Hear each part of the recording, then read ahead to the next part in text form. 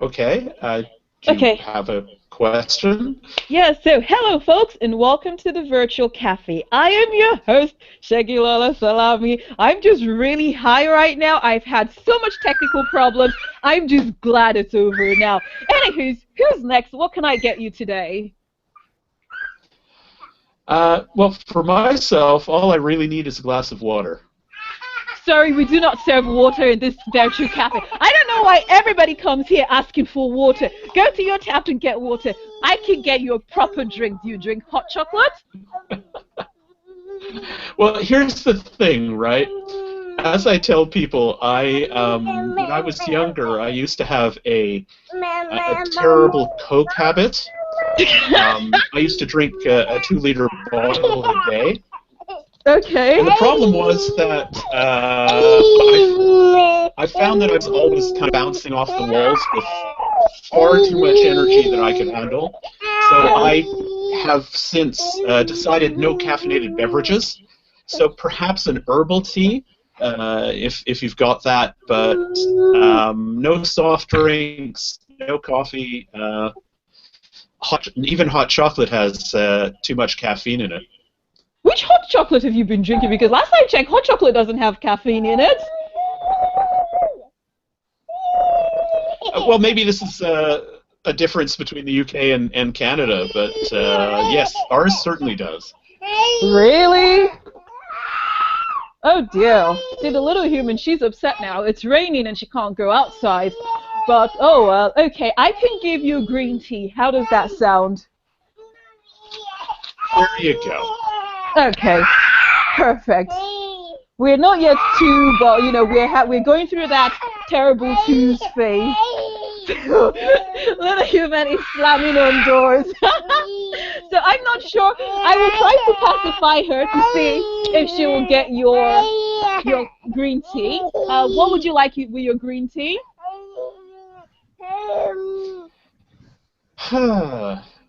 Well, I haven't had any breakfast yet, so possibly a croissant. Nice, nice. And I have a preference to croissants from London than from France. I've been to France once. I had their croissants and I didn't like it. I prefer the London one. So yes, you're in good company. Once with the little human stops her tantrum, we can get you a nice croissant and green tea. Okay? Who's next? Oh, by the way, you didn't even introduce yourself. What's your name? What do you do? Oh, me. Well, my name is Ira Nayman. I am a writer, obviously. I'm mostly a humor writer. I decided that writing humor was what I wanted to do with my life when I was 8 years old. I'm far away from 8 years old now. Yeah, it's sad but true. I'm so grateful that this is just going to be audio and people don't actually have just how advanced I am. But it has allowed me to do a lot of things. I have 2 different book series. Okay. One is called the Alternate Reality News Service. They send reporters off into other dimensions, and then they come back and write news articles about what they find. It's been described by a couple of readers as a science fiction version of The Onion, for your listeners who are familiar with that. I have 6 books in that series. They are self-published, which is kind of why I'm here. Yeah. But I also, since starting to do that, I also have a series of novels that are published actually by Elsewhen Press, which is based in Britain. Okay. They follow the adventures of the Transdimensional Authority. They are the people who monitor and police travel between universes. When you are somewhere you shouldn't be, doing something naughty, they're the people who find you, stop you, and take you back where you belong. So, you know, in a nutshell, I do all sorts of other writing as well, but in a nutshell, that's me. Oh, hello? We're here. I'm in another dimension thinking Have about I broken things? No.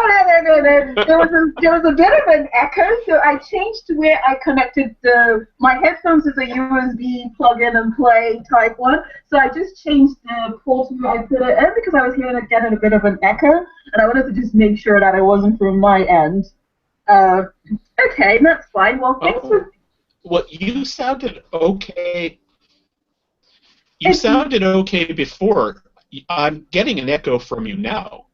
Right, okay, I put it back where it was, but when you're speaking, there's a bit of an echo. How does Ira sound to you? Well, I'm getting a bad echo now too. You know. Okay, I put it back how it was before. Hello? Yeah, I hear you. Okay, am I better now? Do I still echo? No. Okay. Yeah. Okay, so I put it back No, to where much better now. I put it back to where it was before. It's just because when you were speaking the first time, there was a bit of an echo, so I wasn't sure if it was from my end. But that's fine. Okay. Okay, so how about you, Ken? What would you like to have? I like that hot chocolate with a French lemon tart. Yay! Yay, and now you're going quite fancy. I don't know how to bake that. You see, this is a virtual cafe with just 2 people here. I'll probably go down the store and order you a store-bought one, but you know, you didn't hear that. I only do fancy, so I say, cake. You know, chocolate, what else? Chocolate and biscuits. So I do like a nice Oreo. So my specialty at the moment is chocolate or Oreo cake. That's where my specialty is right now with cakes. Yes, that'll work too. Yes, like that. Perfect. Okay, so whilst the little human is doing her tantrum, and hopefully she's going to resolve that in a few minutes. Oh, you've not even introduced yourself. What do you do, Ken? I'm an artist and a writer and an artist. Depending on the time of day. So I've written a book, Manifesting 123, and you don't need number 3. It's at manifesting123.com. And I was fortunate in that I was in the company of some very, very gifted people. And unlike a lot of other manifesting books that have come before, I learned how thoughts literally make things. And that's a game changer. I'm not in the wishing and hoping game, so I can send them things in thought, and they can watch them form up in their living rooms. Yes. From a vapor. Yeah. It's all on the other side, that other dimension that Ira and I like so much. But your thoughts are literally making things in the unseen field around you, and this is breakthrough information. It's a game changer. So it's very popular. I picked up another award a couple days ago. Number 1 on Amazon a few weeks ago, and it does very well in the UK as well. And then as an artist, I'm just KenElliott.com with 2 L's and 2 T's. And I'm the real deal, and I show across the country and have prints and posters and do large original landscapes, bright colored landscapes. Had very good mentor there as well. So very fortunate guy and stay very busy. I'm pretty happy just making things all the time. Oh, fabulous. You know what, I think I'm going to dissect your brain today. I'm going to go past, because, something else, there are 2 things that I keep hearing about on Twitter, right, that it makes me, if you keep following those 2 things, right, it can make you have a complex. So it seems like every single author that I follow on Twitter is a best-selling author or an award-winning author, and I'm neither of those. And I'm like, how come everybody else is a best-selling author and an award-winning one? It's like, how do you get to become a best-selling author or an award-winning author? And what am I doing wrong? Well, you enter those competitions. Well, if it's any consolation. Go, Ira. If it's any consolation, I've been writing for almost 50 years, and I've never won an award, and I've never been a best-selling author. Okay. You've only been writing for about 2 now, you say? No, less than a year. I started last year, August last year. Less than a year. Okay, so you've got 49 years to go. Okay. Okay, that's fine then, because like when you follow these authors and then they put it on their little profile, best-selling author, award-winning author, and you're like, everybody's a best-selling author, everybody's an award-winning author. Sure, can be. Yeah. You enter shows, and sometimes they come to you, but most of the time you've got to run the bases on that, and the best-selling thing on Amazon, they have a lot of categories, and you get number 1 in that category, and you get bragging rights for life, right? And it may be when I'm drinking here, Ira, I don't know. You never know about that sort of stuff. But, I just showed him a Coca-Cola that I was having for breakfast. Well, yeah. I have one a day. I love those things and drank them too much like Ira. I'm down to one a day now. Okay. Now, Ira, I've got to tell you something, right? You've got to pray that nobody from what is your drug enforcement agency in America called? Because you know at the beginning you said when you were younger you had the Coke problem. Coke problem. A Wink, cola. wink, yes. Oh, is that my dry sense of humor? Well, keep in mind though that I'm Canadian, so I'm not actually worried about the American Drug Enforcement Agency. Yes, sorry. Yes, if I was American, I would probably have couched the joke very, very differently. Yeah. Okay, that's all right. Okay, well, the little human seems to have gotten over her tantrum now, and she just seems to want to laugh with us, which is good. So maybe now she can actually get on and get the drinks ready and get the cakes and all of that and the croissant. So while she's doing all of that, you guys think? Okay, so if I can get my thoughts together and sort of not think about Coke problem. I know I'm not very funny, but I will attempt. You guys can laugh at least and just, make me feel good, like I've got a good sense of humor and I'm quite funny, See, even the little human is humoring me, so come on, humor me. Well, I'm in a very serious mood because I know chocolate is coming, so that's another, I'm not going to call it a problem, but that's a very serious thing with me. I like my chocolate. We're just going from one thing to another. Yeah.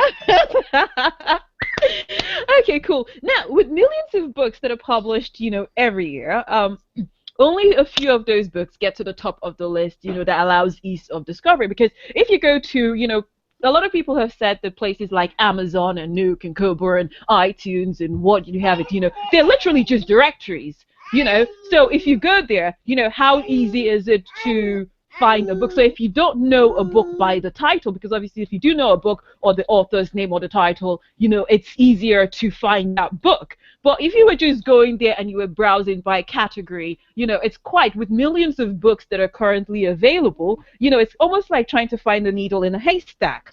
And then, so only a few of them, through some, Amazon magic, they seem to find their way that it allows them to be discovered easily. So if you're not part of those, if you're not like, Stephen King or any of the other popular authors, your book sort of almost gets lost in this, Amazon black hole. Ira, what's your take on it? I mean, how easy do you think it is to get discovered in places like Amazon and iTunes as a new author? I think it's actually really difficult. You're absolutely right. The last year that we have figures for was 2010, and there were 3 million books published in the English language, not including other languages, in that year alone. Wow. The great thing about living in the internet age is that anybody can publish their books. The bad thing about living in the internet age is that, and they do, the competition for people's attention, which has not grown, is so much more fierce. Yeah. What I tell people, I used to teach at a university here in Toronto, and what I told my students was, if you want to be an artist, the only reason to be an artist is because you love making art. Yeah. A lot of people think it's going to be an easy road to riches and fame. Almost entirely untrue. For a vast number of artists, they will never make that much money, and they will never be that well known. So the only reason for being an artist is you love doing it. You love writing, you love painting, whatever it happens to be. And to understand that if you do have some measure of success, it won't be overnight.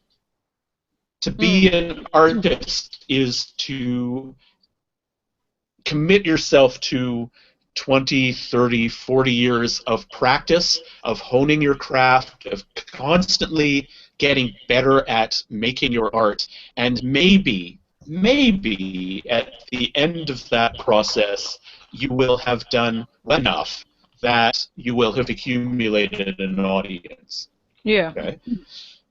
There are no guarantees. But what I also tell them is, look, if you've dedicated your life 20, 30, 40 years to something you love, and you don't make a lot of money at it, you don't have a big audience, you've devoted your life to something you love, and that in of itself is a really positive thing. Yeah. Now, one of the things that I think, in terms of answering your question, would be very helpful is for people to keep in mind that if you're going to be there for the long term, you should be thinking about how you build your career. So everything that you do should be a step to getting you closer to getting that audience that you want. So to use my example, I have a website, Les Pages Folles, started it in 2002. The website was originally just meant to be a place where I could hone my craft, I could do my writing, I update every week. And if other people actually wanted to come to the website and see what I was doing, that was cool, but it was mostly for my own benefit. Yeah. The alternate reality news service books that I talked about were an offshoot of that. Realizing that that it would be difficult for people to find my website, I thought, okay, if I start publishing books, then I'll get listed on Amazon. I'll, have to get readers. Getting a publisher for my novels was the next step, because self-publishing, although it's getting better, still has kind of a stigma attached to it. A lot of people sort of look at self-published books and go, well, if you were a real writer, you could get a publisher. You wouldn't need to self-publish. In my case, that's not true. The stuff that I self-published, no publisher was ever going to go for. So the only way to get it out into public was to self-publish. Yeah. But just the fact that I now have somebody who publishes my novels, somebody who is not me and who is not related to me, legitimizes me as an author in the eyes of potential readers. So that was important. Now, Elsewhen Press, the publisher of my novels, is a small press, and they have limited promotional resources. Yeah. Unfortunately. So what I'm doing now, including for them, I've got a fourth one coming out later this year. But now I have a standalone novel. It's not part of the series that I'm looking at getting published with larger publishers who do have more promotional clout. Yeah. Right. Cross your fingers. We'll see how that goes. I'm also looking at having my first novel adopted as a TV series. Right. Okay. Either of those two would expose me to a much wider audience. So when you look at the overall arc of my writing career, you can see that I'm always planning my next move to increase my audience and to help my career in that way. Right? Yeah. So sorry, this would be my advice. If you want to do that, if you want to be an artist, be thinking about the long-term career and how every step along the way gets you closer to what you want. Right, okay. So okay, I'm done. Okay, that's fine. So basically you're saying, that it's going to be more or less quite difficult as a newbie to get discovered on places like Amazon and iTunes and Nook and all the rest of them. So it's better to just focus on your career and building your audience. Is that what you're saying? Absolutely, and especially your craft, right? Yeah. I'll be honest with you, the first stuff that I wrote when I was 8 years old, if I still had it, I'm sure I'd be really, really embarrassed by it. We're not all fully formed artists when we start. So work on your craft. Get better. Always be improving your writing. And I do believe that, if good writers will find their audience. It may take you a while. It may take you longer than you would like. But I do believe that you will if you just keep at it and keep getting better. Right. Okay, perfect. Thank you for that. And how about you, Ken? What are your main tips to help book discovery? What 5 tips would you give a newbie author with regards to promoting his book? When you started out as an author, what was your first light bulb moment? I mean, like, what did you do that, okay, so what do you know now that you failed out before, that if you could go back in time, you would go, aha, I know this now, so I shouldn't have done that? Well, I'd probably do it pretty much the same way.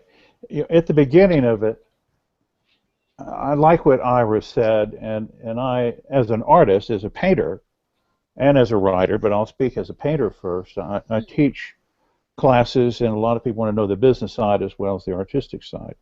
And one of the things that I tell them on the business side, to just parrot what Ira said, to just get behind that, is everything I do as a painter supports the price of the oils. Those are the high ticket items, and that's what pays the rent. These doing little small things and that sort of stuff is not going to make it. If you're a blogger, that's fine, but if you can make a lot of money as a blogger, that's one way. If you're making a lot of money, how can you make a living? And maybe you don't need to make a living. And I don't want to get this bogged down on money because I'm a guy that wrote a book about manifesting. And there's money and there's the equivalent of money. So I don't want to get bogged down in that because read the book and you have an unfair advantage on this sort of thing, as one of my bosses like to say. I love that term. So before I decided to write a book, I had something important to say. I felt like it was important to say because I had something new. Yeah.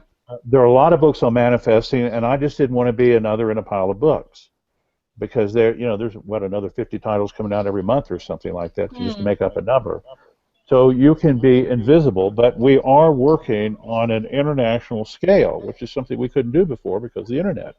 I like the way Ira thinks, and he's not thinking locally, and he's thinking long term, and what he's doing today is part of a longer term plan. And just throwing some stuff out there, and if it's not that entertaining, if it's not that good, why would anybody want to read it or even tell somebody else about it? So, it starts with have something to say if you're writing or if you're painting, that you have something to present. And, a bottom line for a lot of this, and I'll just sort of cut to the chase on this, I can think right off the top of my head about 2 things that are important in this regard. Yeah. We're the entertainment business, number one. People want to be thrilled.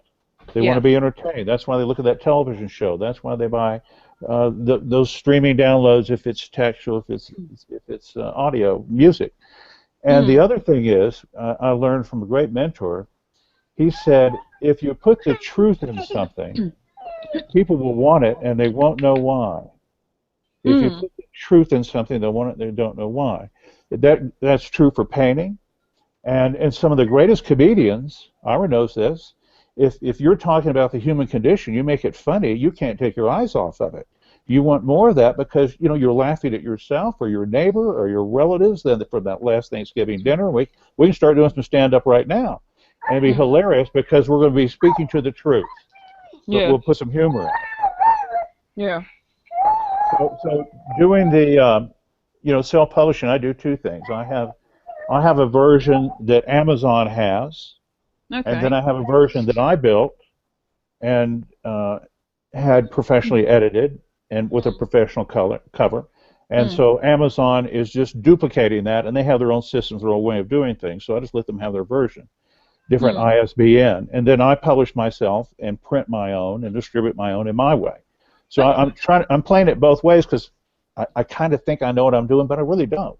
And this thing's evolving on a month-to-month basis. So I'm as I like to say, I'm a belt and suspenders man. I'm doing both. Okay, but then what 5 tips though would you give, a newbie author? What would be your tips, with regards to promoting? So, like everybody likes these, like, if you go somewhere, you'd be like 5 tips to become a successful businessman, or 5 tips to solve, whatever it is. So let's make our list today. What 5 tips? I think what's today's episode? 5 easy steps to promote your book. So what are your 5 easy steps? Well, I threw out a couple. Don't do it unless you have a compelling reason to put it out there. Okay, that's number You one. know, it's entertaining or it's truthful. Just Okay. to throw out a couple of things. Yeah. As I like to say, you got to want it. You know, you can't get the lid off the peanut butter. You got to really get on. You got to torque that lid. You got to really want that peanut butter. So it's going to take a lot more time than you think. So you really got to want it. You got to Yeah. love it. Yeah. And in our case, a lot of us who write, more than painting, I think, Ira is putting humor out into the world because he's in service. I'm going to make an assumption. And I'm doing a service too. We're giving something. We're sharing something. Yeah. And God bless you, Ira, because you're putting a light spin on some pretty heavy things going on the planet, right? And we need some people like you. And you said you couldn't get a publisher. I like what Lenny Bruce said. We need the deviants. You may or may not be one of those deviant fellas, but if the humor goes where it needs to go, it sounds a little deviant at times. Yeah. So you got to really want it. And you don't have to have money to do it. You can get the equivalent of money, so other people can come in. You can other ways you can attract people to the project. If you have money or the equivalent of money, it's going to take some of that. It's not going to be free. Yeah. It's not as expensive as it used to be. Once you hit the button, you don't have 5,000 books under the bed like the old days. You can print on demand. And you need to be out there. You've got to say yes. You have to lean forward and accept invitations or make things happen. You have to self-promote. You can't be shy and do this. Yeah. And if you have something really, really brilliant, really, really good, there's no guarantee they'll come to you, but it sure helps. And Ira is dead on. You're always perfecting your skill. Yeah. You get better. You get better and better and better. And when I'm teaching painting, I like to tell people, if you really love a painting you did on Tuesday, and Thursday you get up in the morning and you still really love that painting, you might be dead as an artist. By Thursday, or at least a week later, you should know how to make that a little better. You should be able to know how to put that humorous phrase together a little better, or in a sneakier way that gets the bigger laugh, right, Ira?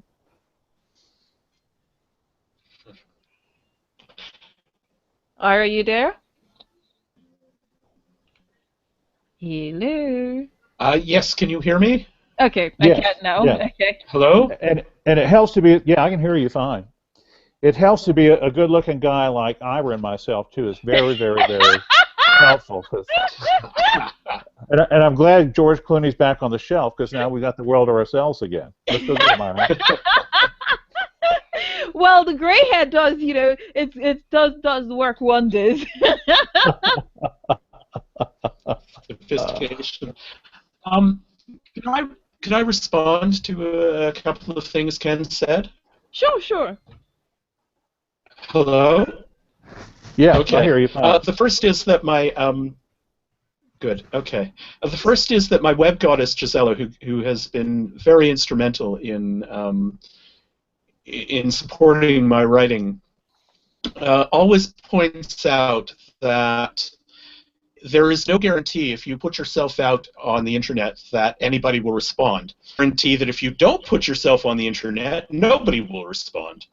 So it's very important to always put yourself in as many different venues as possible in order to hope that one of them will click. Yes. Right. The other thing I wanted to respond to was just about mission. A comedy geek, I was or before I was a prose geek, I was a film geek. I used to write screenplays, and I used to write for a magazine called Creative Screenwriting, and I did non-fiction articles about film analysis. And to give you some idea of how long ago this was, after 9/11, the editor Eric Bauer sent an email to all of his writers asking us to contribute to a special issue that he wanted to publish called about the role of the artist in times of crisis, in times of national crisis. So I wrote a piece, one of my favorite of my nonfiction pieces that I wrote, called Laughter is Always Appropriate. And I talked about how laughter is a healing thing that helps people get through difficult times in their lives. And it really codified for me things that I'd been thinking about, what I had devoted my life to doing. Of course, when I was 8, I didn't realize this. These were all things that came later. But I now really do believe that making people laugh is a very positive thing in the world. So I like to think that I'm doing good. Yeah. Yeah. Well, laughter is good, I think. Well, Oh, it no, it actually, depends. What do you think? as I mentioned in the article, Hello? We're here. yeah, I was wondering where the laughter was coming from. Oh, it's the little human. As I mentioned in the article, Where's the laugh track? That wasn't a very good joke I put out there.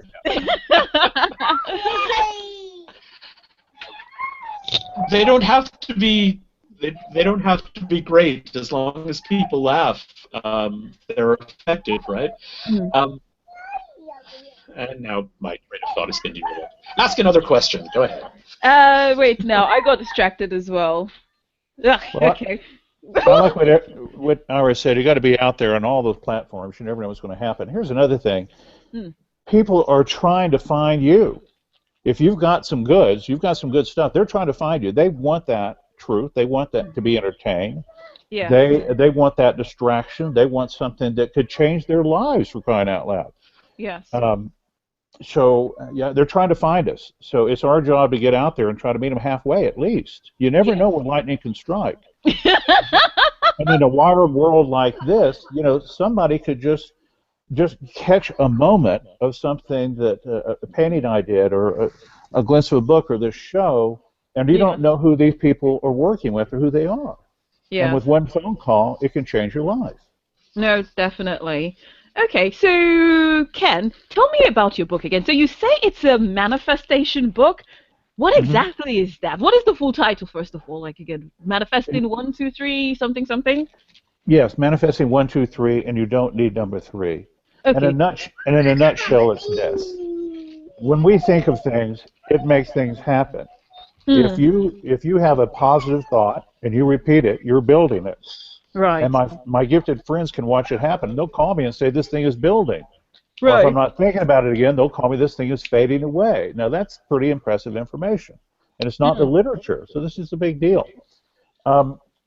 So the book simply, very simply, and that's what everybody says about it, simply cuts through all this stuff about vision boards and wish lists and yada, yada, yada, and the wishing and hoping and petitioning and, you know, groveling and all this sort of business. And it simply states that when you're thinking something, it builds. Period. Yeah. It's like you hit the elevator button and here comes the elevator. It's just that simple. Yeah. So it's designed to just make obvious what has not been obvious. And whatever's going on in your life, you've made this for the most part.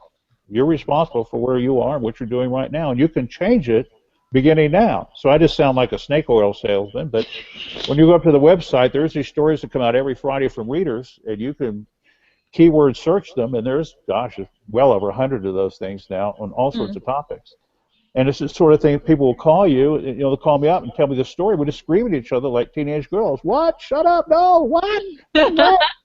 And they get these remarkable results. So whatever is going on in your life, the things you don't want, you can change that, and the things that you do desire, you can bring those to you. Simply stated. Okay, so is it just by saying it, or do you have to have action plans, or how does it all work? You can say it or think it. Anything you do is an intention. Yes. You know, if you're thinking of something repetitively, it's building. If you say it repetitively, I hate that, I hate my job, well, it can make the job you can really hate. Okay. You can do these things. Your words have power, your thoughts have power. Okay. We have power. So That's if the number 3 of this thing. We're very powerful. Yes. So basically, if I go and say, I'm a best-selling author, I'm a best-selling author, I'm a best-selling author, Yeah. does that make me a best-selling author? Yes, it can. It will build that or the equivalent of that, because thought is a law. It's like gravity. Yeah. If you take that coffee cup and hold it out and let it go, gravity will pull it to the ground every time. It's the law. Yes. And gravity doesn't judge if you're going to do good things or bad things. It just pulls things to the ground. Yeah. And thought is a law. And for 20 years, I have sent things to my friends so they could see it. And it's been demonstrated to me unequivocally that if you say it, it starts to take form. Yes. You may not be able to see it, but it does it. So if you're saying I'm a best-selling author, there's a lot of ways, a lot of equivalents for that to be. Or you can be the thing that you think it is. If you're saying that, I just don't think I can pay the bills, well, that's a command, and it will create that. If you can make the command, and this is the part of the book, you can visualize you're in your future. Yes. And you make the observation that your bills and expenses are always paid indefinitely forward. You're creating that. Now, there's 1,000 ways that can happen. Yeah. And it doesn't have to be money. It doesn't have to be punching in, punching out. And we've all seen those stories. So it's up to us. Yeah. And as I like to say, in my case, so far so good. Yeah. So far, very good. Yeah. Okay. Fabulous. Ira, what do you think about it? You've read Ken's book. What do you think? I've read most of Ken's book. I've only got my copy a couple of days ago, so I haven't been able to read all of it, but I'm about 3/4 of the way through it. What I will say is this. I'm familiar with the law of attraction from previous readings. I think there's some very important psychological truths to it. For myself, it just doesn't jibe with the way the book is probably not for me. Right. Okay. Yeah. Okay, fair enough. I mean, but what do you think about it? Sort of like, if you were going to do a review of the book, sort of what would you think? Like, what do you think of the pros and cons of it? Like, what? Sometimes some people read them and they go, oh wow, okay, this was unexpected. It converted me or something. So, what do you think? What was the bits about the book that you weren't particularly too into? And I'm hoping, Ken, that you've got a thick skin, right? Well, when things get tough, Ira and I just rely on our good looks. That's how we get by.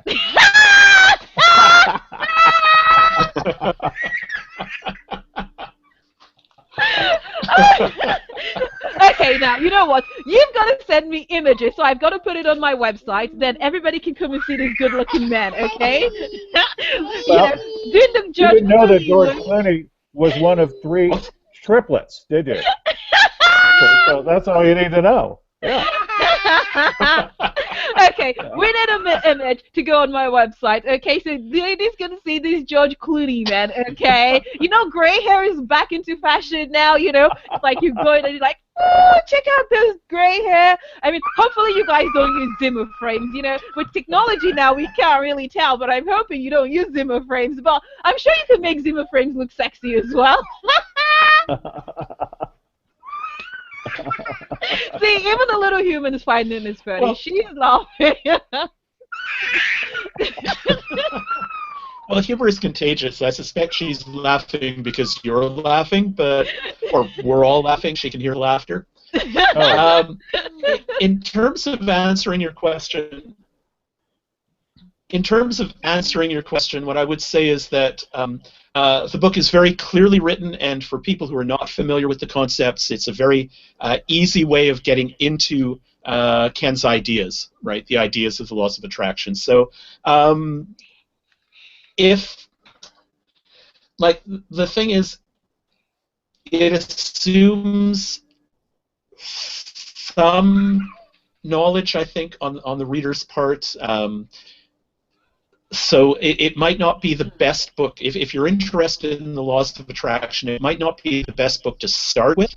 I think there are other books that kind of go into more detail about the actual subject matter. But the thing about this book is that Ken has a very specific method.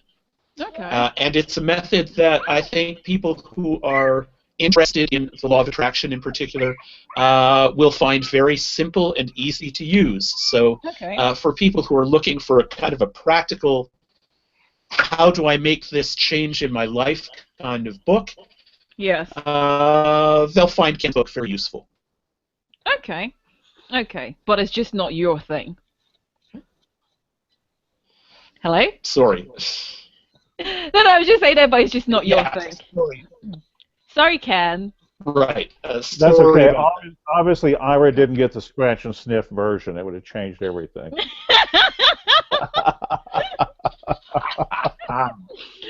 Okay. Okay, so guys, we're gonna be quick now because this little human, she's tired. She stopped doing her tantrum. But I think she's getting exhausted now, and that's why I'm sorry. She's still taking her time in getting your drinks together, but we will get there eventually. Just in the meantime, though, what indie books have you read in the last year? Which one did you like better, or which one did you like best? Let's start with you, Ken. My life is so crowded, I can't tell you that I have read a book in the last year. I have been writing another. That's about as far as I've got into a book. But I already know what that book is. It's my own stuff, you know. So shame on me.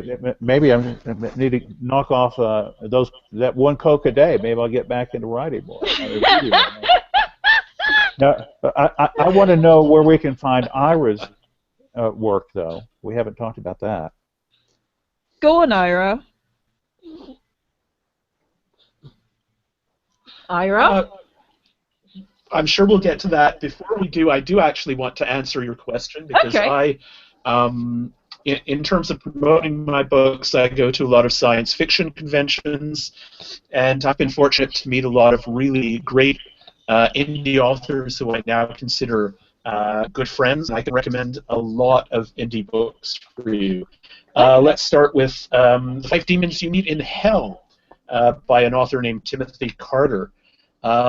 Really, really funny and really interesting take on the afterlife.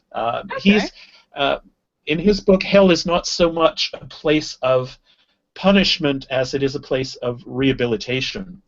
And the book also has a very topical, I think, message to say about bullying. Another book is Hugh Spencer's Extreme Dentistry.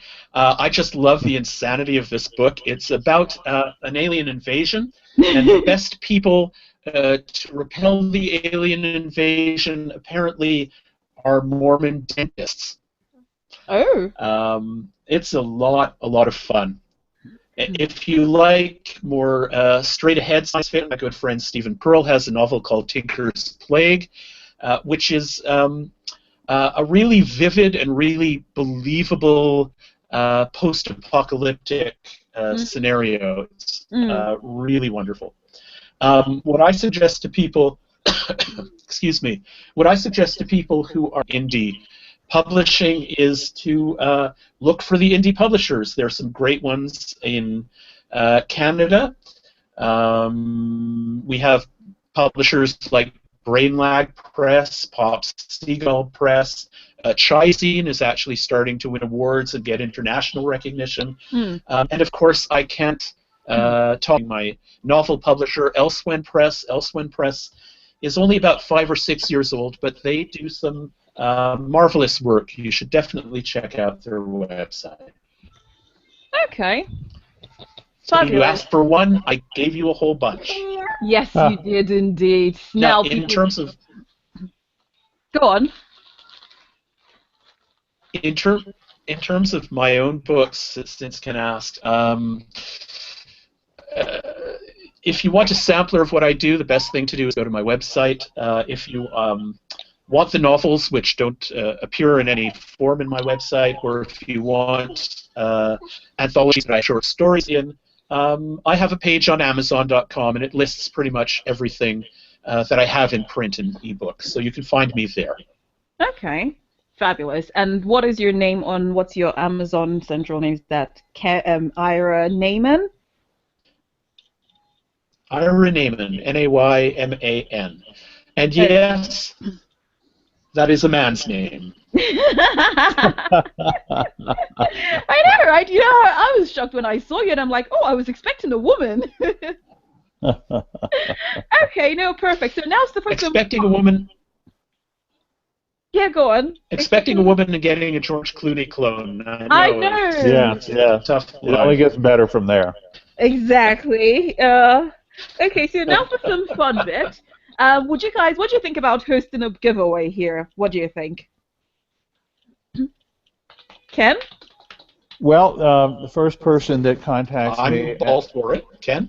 yeah, I'm all for it. Yeah, I'm all over it.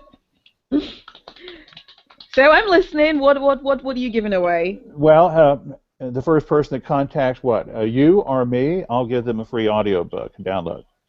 Ooh, nice. Okay, so right. So do you want them to leave a comment on where do you want them to leave a comment? I guess we could leave a comment. Do you want them However you'd like to work it. We'll leave it on your plate. Okay, so And then they give the email address, and I'll get back to them with a download of the audiobook that I.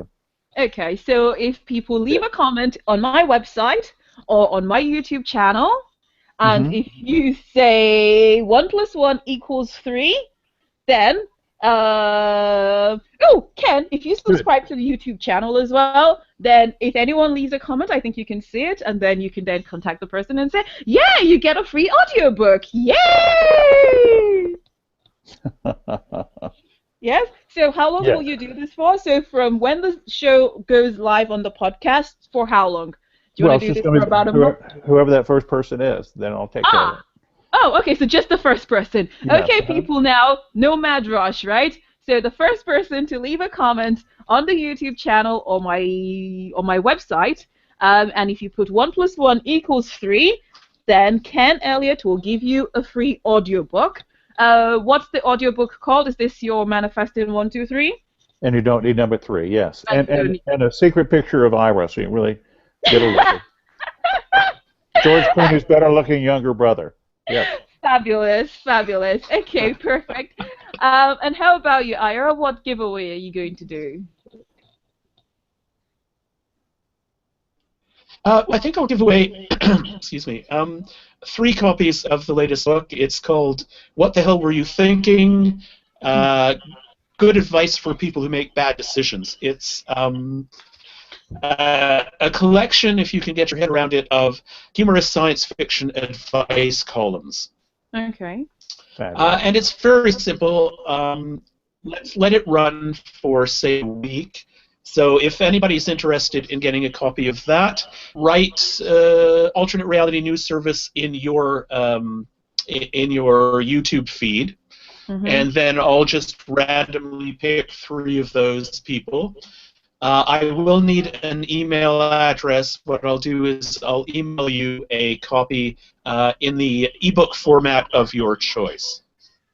Right, okay. So, save me because I don't think I'm going to remember half of this. When the video goes live on the YouTube channel, if you just leave a comment with what you've said, then that way, when people go to the thing, they can just reply. How's that? Save me some work.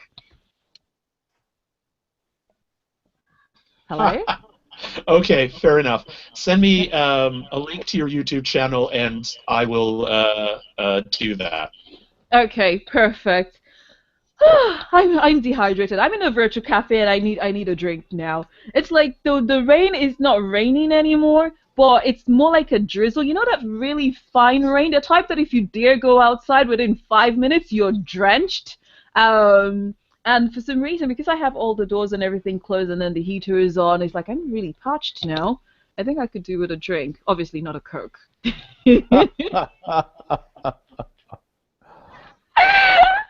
Oh, sorry. I'm moving on to a Frappuccino, thank you. Yeah. Yes.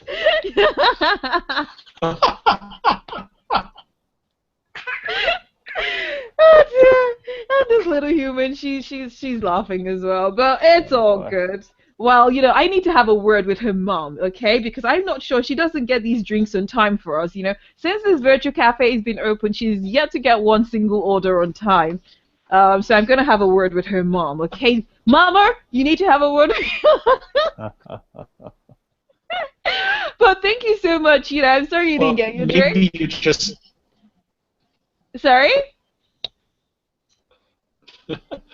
I was gonna say maybe you should give her time to perfect her craft. There you go. Yes. That's an idea. And make it compelling and make it funny, damn it. Yes. Okay. But thank you so much for stopping by. You know, we got distracted with all the wonderful information that you've given us. So 5 steps for to easy promoting your book. Make sure you know why you're writing. You make sure you're doing it because you love your craft. Go out there. I'm trying to summarize everything now because I've got baby brain. So make sure you like your craft. You know, you can't just go writing because you think you're gonna make loads of money out of it overnight. You'll be in for a huge disappointment. So 5 steps is make sure you like it. Second thing is what was the second thing now? Guys, remind me again, please. Let's do it as a bullet list. First thing is to make sure you're writing because you love it. What's the second bullet list? It was to do something compelling, entertaining, truth. Okay, so do because you like it, do because it's entertaining and compelling and truthful. What was the third thing? Funny. Sorry? Funny. Planning, did you say? It's going to be funny. You got to have some humor in it. Oh, yes. And it wouldn't help to have an offer of some caffeine to go along with whatever it is you're selling, don't you think, Ira? Okay, perfect. So is that number 3 or number 4 now? I've lost track. Ira had also talked about you need to be out on all the social media networks, all the platforms. Perfect. And then I had also talked about, and we're bleeding over a lot, and that's a good thing, to be willing to get out there and put the energy in this thing. Yes. You're going to have to put some equity in this, more time than you might think. And you said something we didn't mention, and that is, yes, have expectations, have high expectations. Yeah. But don't put yourself in a place where those expectations are going to cause you misery. I was very clear. It's going to take time. As you get better, it becomes a little easier, and your work will be more attractive. But just coming out of the box and trying to do something and think you're going to get famous for it is it's not in the math. It doesn't usually happen that way. Yeah. Okay. And I think the craft. Yes. No. Definitely. One of the things that. Oh, sorry.